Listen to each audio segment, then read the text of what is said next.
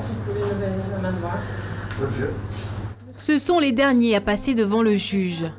Madame Daka Bouana. Une prestation de serment que Taslima Bouanandaka attend depuis longtemps. Cette salariée au port de Longoni est désormais conseillère au prud'homme.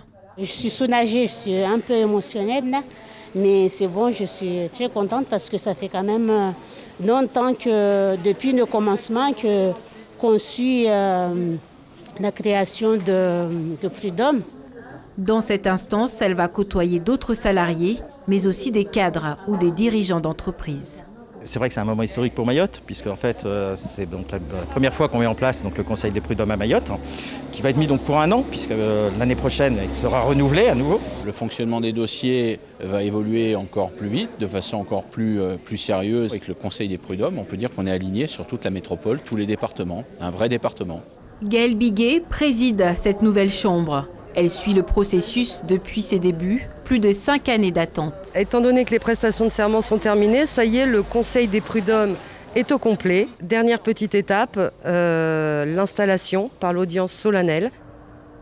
2 semaines plus tard, tous les officiels de Mayotte et du monde judiciaire sont réunis. Continuité du service public de la justice. Cette audience solennelle marque le lancement du Conseil des prud'hommes de Mayotte.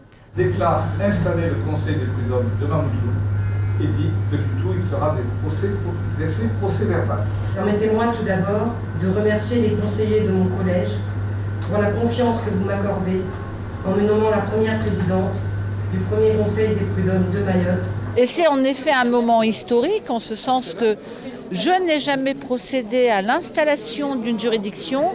Je crois que c'est la première et vraisemblablement la dernière fois que cela m'arrivera dans ma carrière. Les 28 conseillers sont présents. Ils seront chargés de juger leurs pairs dans des contentieux entre entreprises et salariés.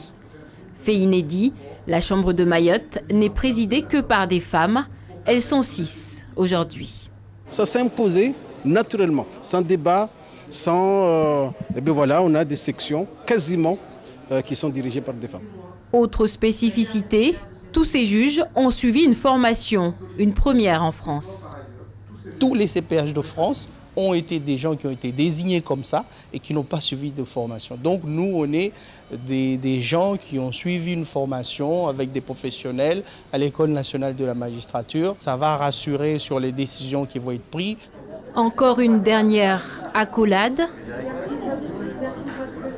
avant de passer aux choses sérieuses. Je me sens posée, sereine et j'attends cette situation avec beaucoup d'impatience pour qu'on puisse piocher les premiers dossiers.